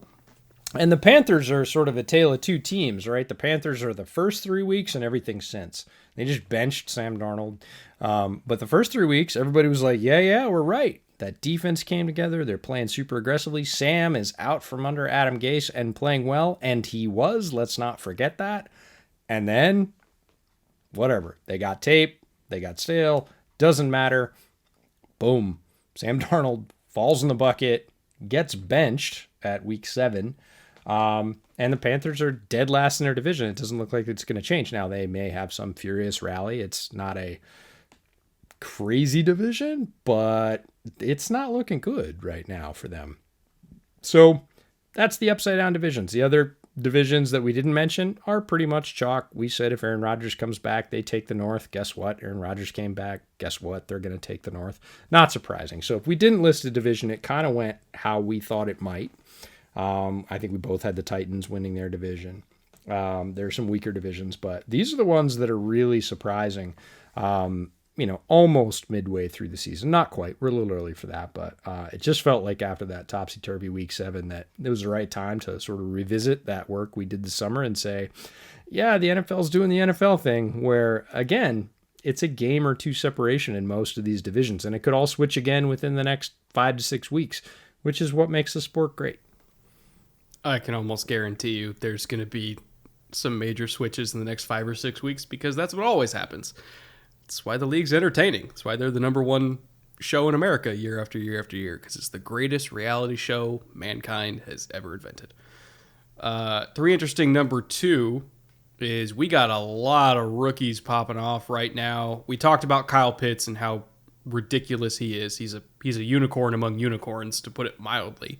Jamar Chase getting 8 catches, and you put it in an interesting way before the show, where you're like, look, he averaged a quarter of the field every time he caught a ball in this game. It was 25 yards per reception on 8 catches.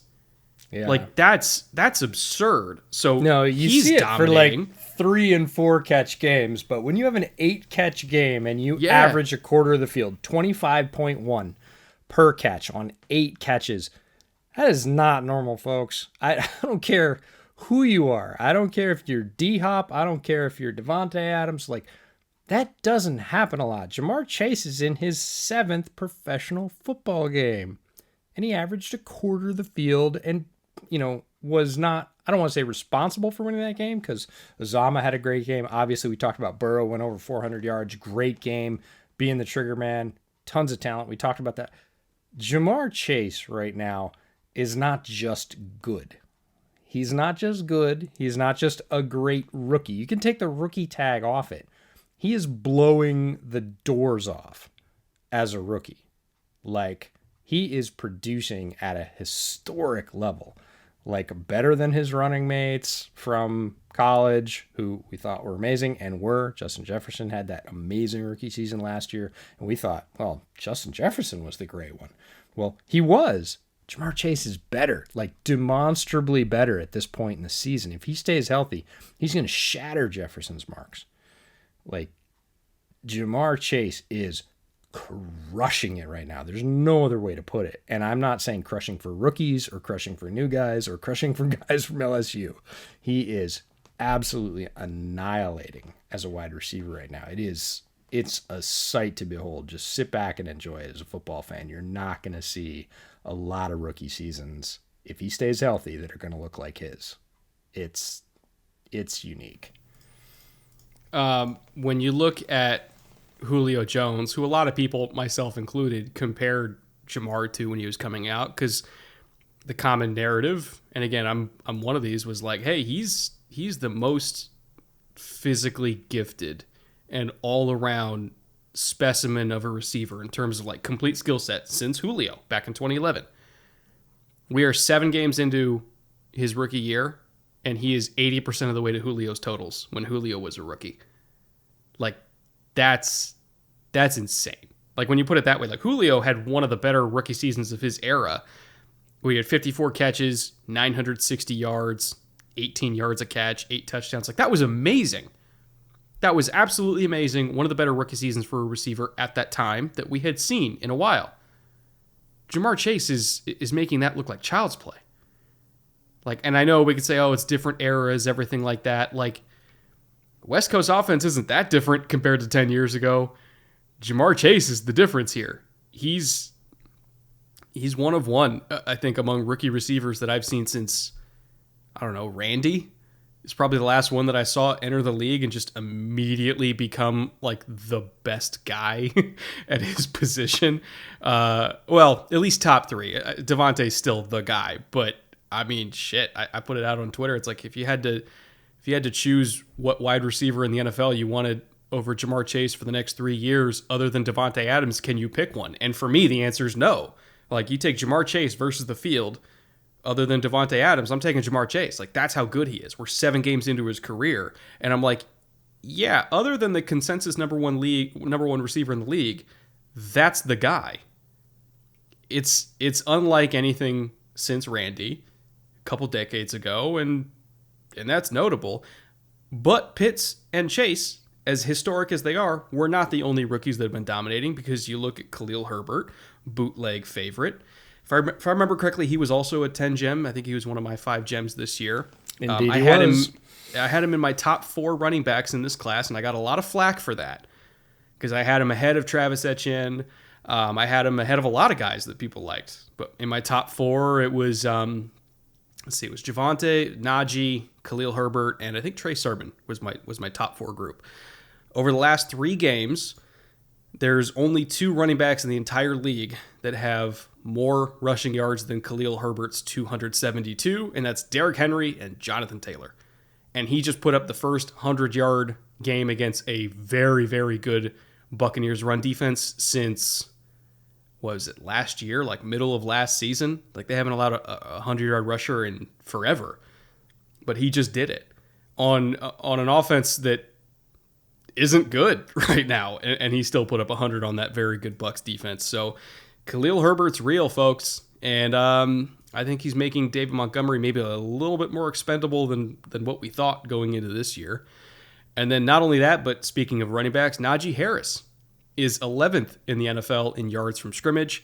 He's got 630 total, 388 rushing, 244 receiving. So he's also in that kind of, Alvin Kamara, DeAndre Swift, Cordero Patterson category where it's like, doesn't matter if you call him a running back or a receiver, he's just a weapon, and they use him in a multitude of ways, and he's crushing it, kind of under the radar. Again, being top 11 in the entire league as a rookie in yards from scrimmage is not an easy thing to do. So shout out to Najee Harris. Overall, I would say the offensive rookies have really acquitted themselves well, and I'm excited to see what these guys do in the second half of the year. Yeah, a lot of guys lighting it up early, and would have lit it up even earlier if they'd just been inserted in the lineup. Like Pitts, again, really not till the London game did he start to see, what we would call appropriate usage in that offense. And, take that with a grain of salt. Just, 3-4 games. It's the beginning of his rookie year. Don't really worry about it. He's just going to continue to do what we know he can do from here on out. Chase got started a little bit earlier. Najee's a little bit quieter just because Pittsburgh is not that good this year, so they're not getting a lot of press, but he's doing his part, absolutely. And as we expected, one of the things that set him apart, he was my number 1 running back in this class, was his ability as a pass catcher, which is better than most, especially down the field. Yeah, and a shout out to DeAndre Swift, too, who's on pace for like 950 or 60 receiving yards this year as a quote-unquote running back. Those are wide receiver numbers, folks. There's a lot of wide receivers that don't make 750 yards, and Swift is going to destroy that if they continue the current pace. So Herbert's a nice surprise. He was my RB5. Just out of the top bubble, but loved him to death, and really glad he's getting, again, early opportunity. If David Montgomery hadn't been hurt, we wouldn't be talking about Khalil Herbert. So there's landing spot, there's opportunity that comes if you're not a first stringer as to when you're going to get those touches, or when the staff thinks you're ready, maybe in Kyle Pitts' case for a full workload. None of that stuff is very easy to determine when guys are drafted and they end up with the team. You can project, but again, things like injuries. If David Montgomery was healthy, Khalil Herbert would probably have about 175 or 80 yards total right now in relief duty because he'd be the number 3 back where he was a couple of weeks ago. David Montgomery gets hurt and Damian Williams goes down with COVID, and boom, you got your opportunity, and he's making the most of it. He looks great doing it. Having Montgomery till the end of his rookie contract is cool, but at the end you don't have to pay him, right? Because you've got the replacement in-house, maybe the already de facto starter by that point in-house. That's really good out of a 4th-round pick. So it's cool to see young guys light it up early. That didn't used to happen as often. There were more coaches that were sort of anti-rookie, and I think schemes were a little bit more complicated. They made them more complicated and just expected people to learn them. Now it's like, hey, what can we get you right now as a package that you can learn fast? Because I don't have much of a window as a coach, so you've got less of a window as a player. Let's get you going. Let's light the fuse. And we're seeing that. These guys are lighting it up, not just lighting it up for rookie numbers, but lighting it up, league wide. Again, Najee Harris is not 11th among rookies in rushing. He's 11th in the league in his production. We talked about Chase. Pitts will be right there by the end of the year. Khalil Herbert, if, again, Montgomery takes a little bit longer to get back, they're not going to be able to easily take him out of the lineup. He could end up with some very good rookie totals for a running back. And, going forward in the future, I'd be surprised if he's not in the running for RB1 based on just plain old production, especially if a new staff comes in. Yeah, and I mean, Dave Montgomery all of a sudden becomes trade bait after this season because I think he has 1 year left on his rookie deal. But yep, there's teams that are hunting for young running backs. I mean, the Falcons, Cordero Patterson again, he's 30, and then their number 2 is Mike Davis. It's like, hey, you want to give us a pick back and take Montgomery off our hands because we got this other guy we like? Like, it'd be really fun. Not that they have, I don't know if they have picks, but we were just talking about it earlier. New offensive staff comes into Seattle, and Chris Carson's like beat up, and they don't want to pay him again. Montgomery fits what they like. Oh, he'd be a lot of fun. He's faster than Carson in a way. Like, I like Chris Carson. This is not an anti-Chris Carson rant at all. Like, Chris Carson is a really good football player who has well outperformed his draft status. But he's taking a lot of carries. He's got a lot of mileage, and that'd be a fun fit. Depending again on who they bring in as an offensive coordinator at that point. So, but a lot of fun to see the rookies light it up. Here's an interesting one. When's David coming back? First things first. They're saying currently probably another week or two. So, but that's current progress. Baltimore. Oh, for sure. That'd be delightful. He would play over Freeman. He would play over Bell. He'd be the number one. All these guys. Yeah. He'd be instantly number 1. And they wouldn't say no because they're trying to make the playoffs here. Shit, and I just kind of like that. That would be win-win-win because Montgomery would go to an offense where he fits very well and he fits, quite frankly, the culture of the team. Not that he doesn't fit in Chicago. He's a great player and a great quiet leader there. His skill set fits very well with what Baltimore wants to do. He is clearly better than any back they have healthy in their backfield right now. Chicago, trading away young, cheap talent isn't really the thing, but if you're going to get a pick out of it, because again, they did move up to get Montgomery, so he was 2 picks, not 1. But if you can recoup, say, a round later, then you picked him up, like, that would be the kind of move they need to start making. They'll never do it, but, yeah. They won't do it, but I do think it would be... It would be fun. It would be fun. Which is why it's fun to do this podcast, because we could just throw stuff like that at the wall and go, oh, yeah, that would be cool. Speaking of fun... at what point can we start looking at Derek Carr as an MVP candidate? Because he just got off a game against an NFL defense where he threw 34 times and completed 31 of them, 91% completion percentage, which is utterly insane for throwing that many times. He's on pace for 5,500 yards, 30 touchdowns. Like, he's murdering people right now. And this whole John Gruden situation seems to not have affected him at all. He's dialed in. He's locked in as the leader of this franchise. He's dealing, and he put up 33 points without Darren Waller. It wasn't even trying. It was like, oh yeah, I'll just throw to Foster Moreau, and Moreau's going to lead us in receiving and catch a really nice red zone ball. And like, they didn't care. Nothing changed for them. And that's how you know you have a good quarterback, is when you lose Darren Waller and nothing changes. You're still productive. You're still putting up 30 plus points. You're still throwing for 320 yards and 2 touchdowns. Like, Derek Carr is legit. This is the best he's ever played by a fair margin, and he's had some really good years in the past. I know he dipped a little while after the broken leg, and like, let's be honest, he kind of looked a little bit jumpy in the pocket for a little while there. He's over that. He's accurate. He's got a great arm, good decision maker. Derek Carr's the truth, man. And I think the Raiders as an organization are thankful that they didn't panic too early and try to go get somebody else, because these rumors have been swirling for a while that John Gruden wanted to move off of him.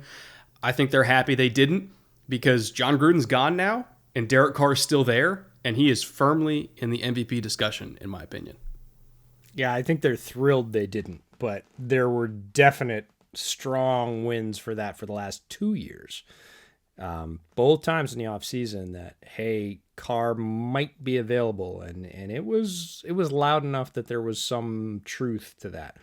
I think they're exceptionally glad they didn't do that. I know for a fact it was true. Yeah. Yes. Again, it wasn't the entire building that wanted it to happen, but there were parts of the building that wanted it to happen. No, fully. I'm happy they got overruled. Fully agree. They're happy. Everybody's happy right now, because not only is Carr playing his best football ever, but he's continuing to evolve right in front of us. And the semi-sad thing about this is most people, if they're not Raiders fans, are missing this. Even fans in that division are missing it, because they're waiting for Mahomes to rebound, and they're watching the Mahomes saga right now, which is what it is in Kansas City. It's a saga.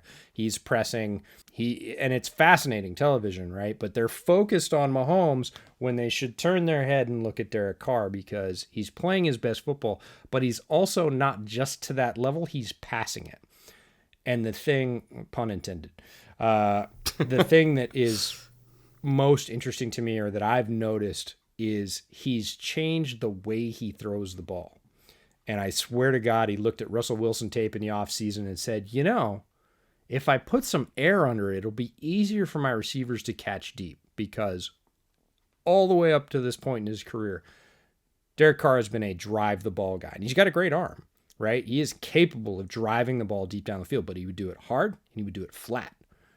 And that is a difficult catch for receivers in some certain situations, especially contested. This year, first game, he lobs up a moon ball down the sideline for 35 yards, drops it right in the bucket. And I thought, whoa, we saw it live. That's not a throw I've seen in his bag, right? That's new. I wonder if that was just a one-time thing. Like, did it slip? Right? Nope. He's pulled it out, not every week, but at least 5 times this year. He has thrown a nice arcing ball down the seam, down the sideline, over the defender, and it just drops right into the receiver's hands, and they look happy about it, right? They should be. He is evolving. He's adding things to his game. So he's returned to the previous levels of highs in his career in terms of accuracy, decision-making, time to release the ball. Like you said, he's solid in the pocket now. He's not jumpy, so he's solid mentally. He's solid physically. And he's added some tricks, right? He's added clubs to his bag if he's a golfer. And now he can hit that chip shot and drop it in the bucket. And he's doing it. He looks relaxed. It looks fun. And he's producing. The only thing I think would keep him out of MVP, consideration if this continues is the 30 TDs. And I know that sounds ridiculous, but in the modern era, like, you can put up 50, and he's putting up about 2 a week. It's 1.7, right? That's not a 3. He's going to need some 3 and 4 touchdown games in there to bump his touchdown numbers up. 5,500 is ridiculous. That's just obscene. Well, let me see when they play the Chiefs, because he'll definitely get 4 against them. Yeah. Oh, what do you know? It's in a couple weeks. He'll be Ding, fine. ding. Yeah, and those are going to be, and again, when those fans that are focusing on Mahomes are presented with Derek Carr in front of them, and he likely, if things stay the way they are for another couple of weeks, outplays Mahomes, which is not a ludicrous thing to say. Even last year, played him tough, right? Had a shootout, had a duel where he went toe to toe with Mahomes and looked every bit the part. So we shouldn't be terribly surprised by this. But this year, I think it's going to be a different picture. Carr's going to be clearly on top entering that game and is going to have every chance to head really show out against his division rival and could be embarrass him if current trends hold. That would go a long ways with voters, I think. But Carr, regardless of awards, is playing great football. He's leading his team. He's continuing to add tricks to his bag and get better at things that he wasn't really great at. He was good at. But those are the marks of a quarterback that's sort of in it for the long haul. And right now, I don't think there's 4 quarterbacks in the league I would take over Carr right now. Dak, Herbert, Tom, Rodgers. I guess there's 5. Allen. I would take Allen too. Yeah. And maybe Lamar, but yeah, again, Lamar. If we're talking like long term, I would say. Well, I mean, just right now with the way they're playing. So you're right. There's 5, but I would say, Derek Carr is tickling the top 5, which I don't think you could say in any previous full season. Full season being the key for Raiders fans there. This is not a Derek Carr hate-a-thon. This is, like you said, he's had tremendous bursts. The beginning half of last year, he looked like an MVP, right? First 6-7 games for the Raiders last year, they were blowing the doors off. Everybody was like, aha, the second coming. And then they completely fell apart in the second half of the year. And just prior to the leg injury, he had that amazing season as well, where he was just dealing. He was just dialed in. He's better than both of those times now. And if he sustains it with this team, and I hope he does. I hope he stays healthy because it's fun. Like when the Raiders are good and their quarterback's bombing it out, that's the NFL, right? That's amazing. The NFL is better when that's happening. So I hope he stays healthy. I hope he gets up around 5,000 plus yards. I hope he leads the Raiders to a postseason berth because I just want to see him play more football right now because he's one of those guys that's playing the best football in the league right now. In about a month, on Thanksgiving, we are getting Raiders Cowboys. And I just looked at the schedule because I was like, oh, who do they got coming up? It's Giants, then Chiefs, then Bengals, low-key, great game. Yeah. And then Raiders Cowboys on Thanksgiving. That's a good game. That's a good game. That's a good game because Dak under the pressure of their pass rush, which has also been at a new level. I mean, Max Crosby we talk about, but Ngakoue has not even low-key, just key been good for them in adding another weapon. This is a complete team. This is not the Derek Carr show where he's just showing out. And again, like you said kind of earlier with Russ dragging a team along, his defense is contributing just as much and they're just kind of egging each other on the sidelines. Did you see what I did? Yeah. Did you see what I did? Yeah. And that's fun. That's great. So really happy we got to see them to open the season, but really cool that they're just pushing it and going farther. Again, it's good for the NFL. That's good football. You watch the Raiders right now, they're playing good football. You mentioned Max Crosby, and he's actually one of the nominees for this week's Bootleg Shot of the Week. Before I'm all about segues this week. I know. God, your segues have been amazing. It's the segues this week. I'm getting better. I'm evolving. Look at us being competent podcasters for once. Before we get to those nominees, though, I do want to give a toast to last week's winner by popular vote. You folks in the comments, Randy Gregory, annihilating. There's really no other word to use, but annihilating Mac Jones, forcing the fumble. One of the most vicious sacks I think we've seen this year. Legal, by the way, not dirty. No, and one of the vicious. Fastest. I think it was the fourth fastest time to a sack in the league this year. So Gregory shot out of a cannon, landed right in Mac Jones' best breadbasket, and that had to hurt. It was legal, but he got up slow though. He got up real slow. I bet he got the full force of that one. So you don't see that very often with the quarterback protection rules. You don't see guys getting unloaded on regularly, and he got unloaded on. So cheers to you, Randy. Hell of a sack. man. I'm going to drink mine in 2 sips because, man, that stuff is so good. You almost don't want to waste it in one shot. After doing something that's, was it 117 proof? Like, that's nothing. Like, that tastes just, that's like agave syrup to me. No heat, nothing. Oh, I forgot to tell you. It's not, I can't have it on this podcast. I teased it last podcast. I said I had a project. Yeah. Oh, yeah. What are you doing? Oh, yeah. What are you doing? This is right up your alley. You'll love this. So I can't have it on this week's podcast because it needs 4 more days. It takes 10 days. So my friend Ross Reed in Chicago has done this for a couple of years. He found this recipe where you infuse alcohol. The original recipe was with Jameson's, but he moved on to Tullamore Dew. And this year he said, I want to do bourbon. And the recipe is bottle of your favorite alcohol in that class. Cut up apples that basically fill about 2/3 of the liquid, 3 cinnamon sticks, and then he put in the most recent version a little bit of simple syrup. Like I think he said 2.5 ounce shots of simple syrup just to sweeten it up so you could have it straight by itself. And Ross and I go back and forth about a bunch of things, and I said I think pure Vermont maple syrup, like some of the stuff we gave you, would be better than simple syrup. And he was like, "Oh damn, that sounds good." And he's like, "You should try it." And I was like, "Okay." So a couple of days later, I was at the store, picked up a bottle of Redemption bourbon, which was my bootleg shot of the week last week. Just took 1 shot out, put the rest of the bottle in a big jar. It ended up taking 2 Honeycrisp apples for me because it's Washington and we have massive Honeycrisp apples. I think Ross said he used 4 and I cut up 2 and I was like, I can't fit 4 in the jar. I'm just going to put 2. So 3 hard cinnamon sticks. And then I put just over 1 ounce, like 1.25 ounces of straight Vermont maple syrup.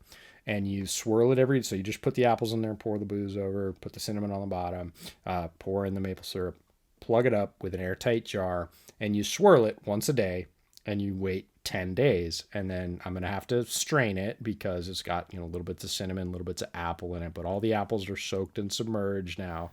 And you get apple cinnamon infused, in this case, bourbon.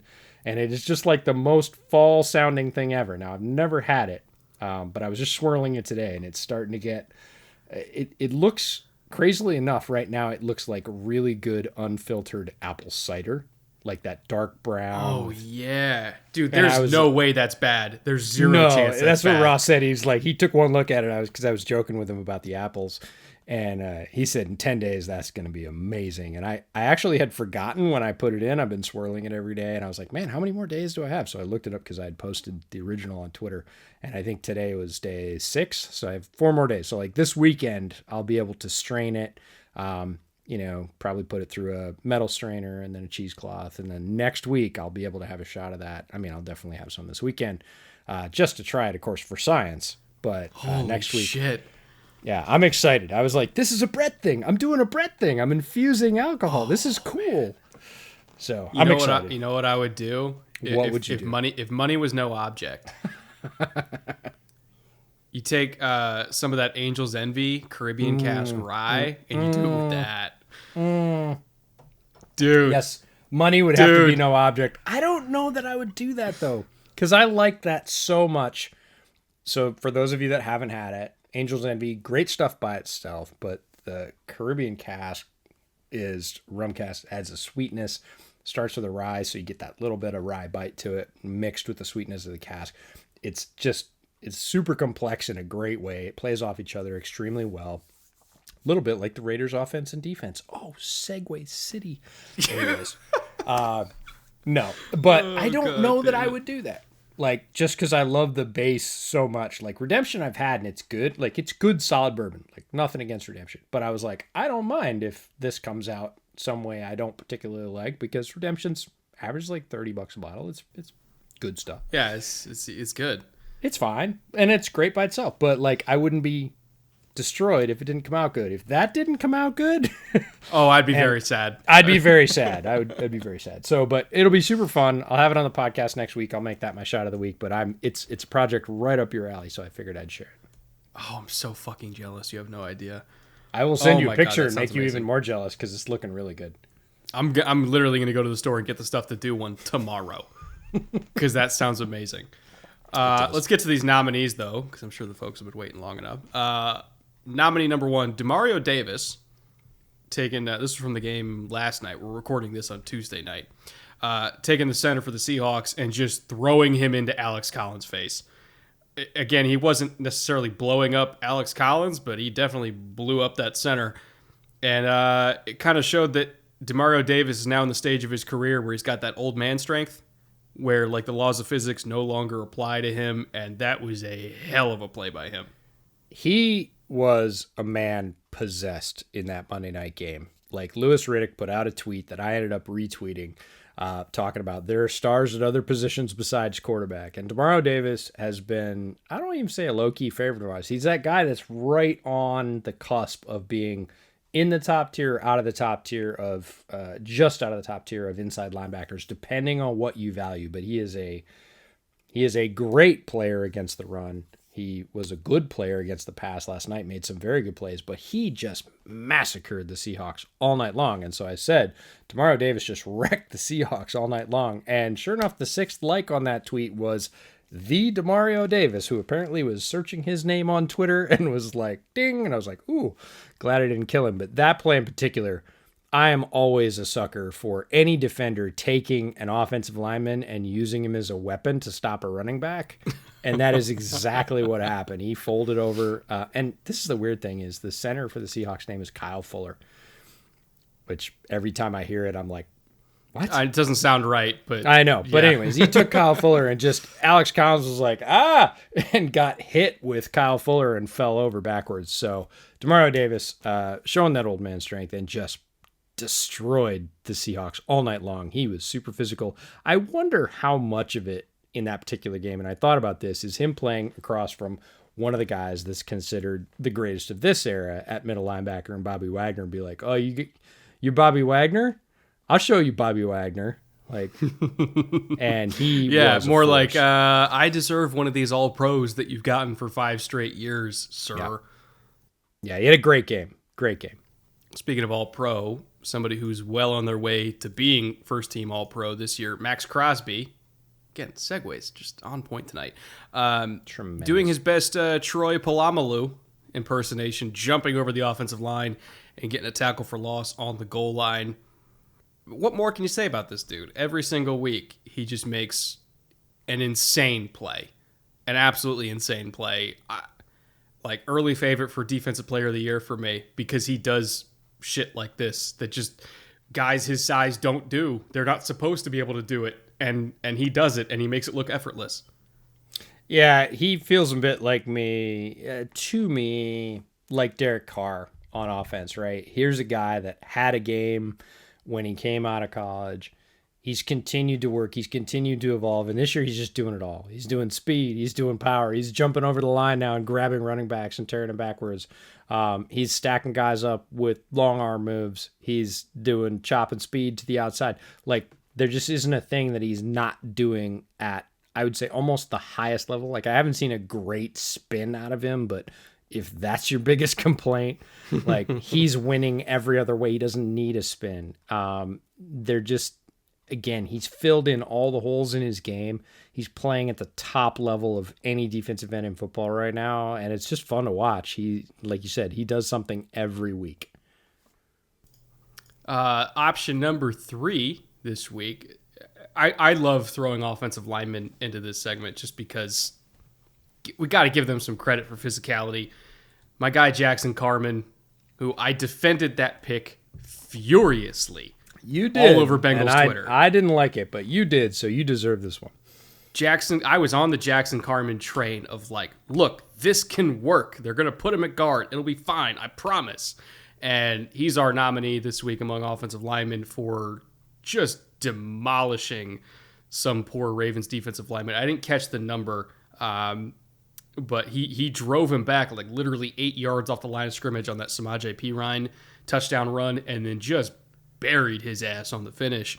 It's just offensive line porn, man. And anytime we get good offensive line porn, we got to throw it in the shot of the week because we don't get it all the time. No, because otherwise Brandon's going to tell on us. Like, Brandon Thorne will not come on the podcast again. No, we love good offensive line play. It is the core of good offenses, period. And, you know, we just talked about the Raiders. We talked about Carr, and then we talked about Crosby. And the offensive line play for the Raiders is low-key gotten better like every week, and it's powering their success. The same thing with Jackson Carman and the Bengals line. We have given the Bengals line plenty of shit. It got, you know, Joe Burrow knocked out of the league last year. We were not fans. They made a couple of moves. Again, Brett was stronger in their corner for the amount of effort and resource they'd put there. I was a little bit on the negative side. Carman was the key piece in that upgrade. But they too, as a line, are starting to play better every week. And, you know, obviously if they didn't, they wouldn't have destroyed the Ravens. Like, you don't destroy the Ravens with an underperforming offensive line. Ravens defensive line is going to eat that. There's no way that you hang 40 plus on the Ravens with an underperforming offensive line. So the Bengals line is starting to come together. And Carman, great play here, just bulldozing his one-on-one assignment for this particular run, which turned into a touchdown. So. He's not perfect. I'm not saying that he's like... No. He's a rookie, you know, but, you know, when rookies make good plays, we'll celebrate. And it just shows that he can do it. I've seen it once. I can see it again. the siren song of all NFL coaches ever. I've seen it once. You can do it again. Option number 4, our final nominee for this week. This one was just fun. Kenny Moore upending Brandon Ayuk, like literally flipping him end over end. And when it first happened, I was like, oh God, please don't be hurt. Cause it looked like one of those hits that could like very easily cause an injury, but luckily Ayuk popped right up. But it was just a great hit from Kenny Moore, got low, used leverage and the power of physics in his favor. And, you know, I mean, that Colts defense is just so physical, including at the DB position. And Kenny Moore is another example of that. Yeah, the one thing I like is guys have gotten smarter about this over time, which is they see those hits coming, and for the most part, they get their cleats out of the turf, which a lot of times ends up with them spinning like tops in the air because they're not grounded anymore, right? They don't have an anchor point. But it also means their knee doesn't get folded backwards or their ankle doesn't get bent over sideways or whatever else. So you see these guys who are running into those hits high-low, and they'll like pull their feet up right before they get hit. And yeah, they end up spinning because of it, but their legs get saved. And this was one of those where I kind of saw it coming, pulled his legs up just a little bit before Moore hit him, and that meant he was unanchored, and sure enough, physics flipped him over. But that Colts defense starting around in form is unfortunate to see the injury to their safety, who we really liked. Blackman tore his Achilles this week. Blackman's out for the year. That's not cool. He was one of our favorite players. We highlighted him a lot last year. Came on really strong. So hopefully he returns from injury really quickly and heals well. But the rest of that Colts defense is kind of, I think, rallying off the offense's success and saying, okay, like, we're going to get back to being really good. Darius Leonard had a great game this week. Fun to see. And yeah, again, shots of the week. We don't want to see anybody get injured. We don't want to see illegal hits. We don't want to see late hits for concussions or really hits that were flagged. We want to see good, straight, powerful NFL clean hits that, it sure didn't look like it felt good, but that is within the rules and that's part of the game. And that's what we're trying to promote there. Let's get to the week 8 watch list now to round out this show. These are a few of our favorite games that we're looking forward to this week. First up is whatever's left of the Green Bay Packers going against the Arizona Cardinals. They've had a little bit of a COVID outbreak in Green Bay this week. And let's see, this is going out Wednesday, so I think they're traveling this morning technically. But they've been in strict COVID protocols for the last couple days now. Devontae Adams is out. Allen Lazard is out. Whole host of people are out. Randall Cobb is probably going to get 1 billion targets in this game.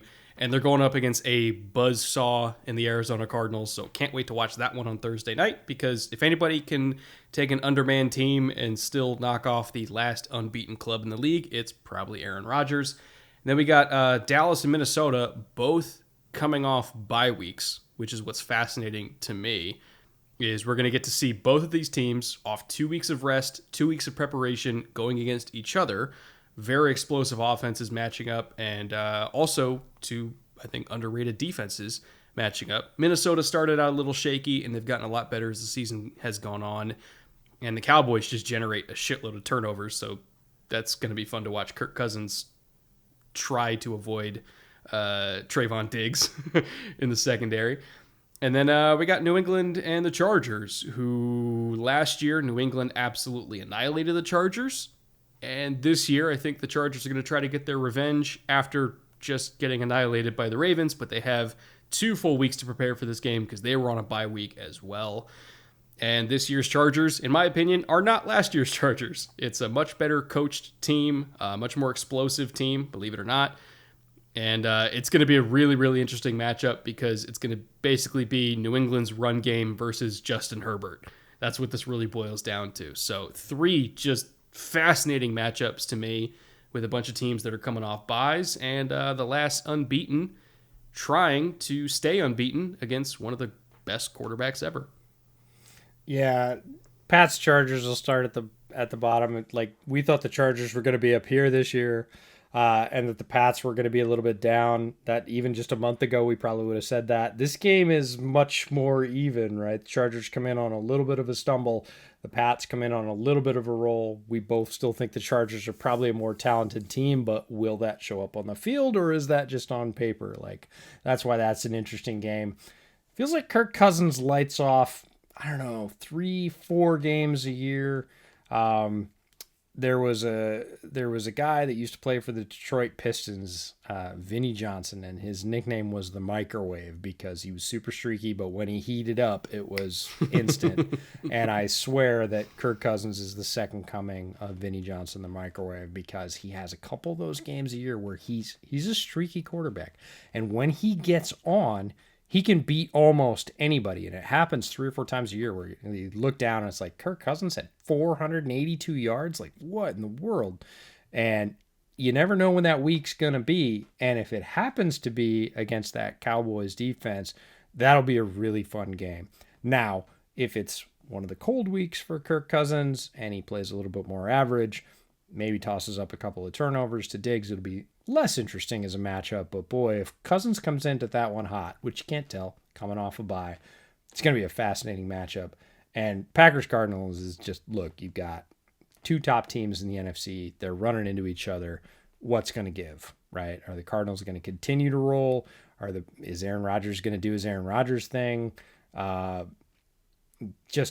I'd say that's the prime watch of the week, regardless of the COVID outbreak. Bears have a little bit of that too. Nagy just got tested COVID positive, and they've had several players from the offensive line on it. So maybe it's just running through the Midwest. Anyways, best wishes to all those folks. But regardless, Packers Cardinals, fascinating watch. 2 of the best teams in the NFL, locking horns. That's always good TV.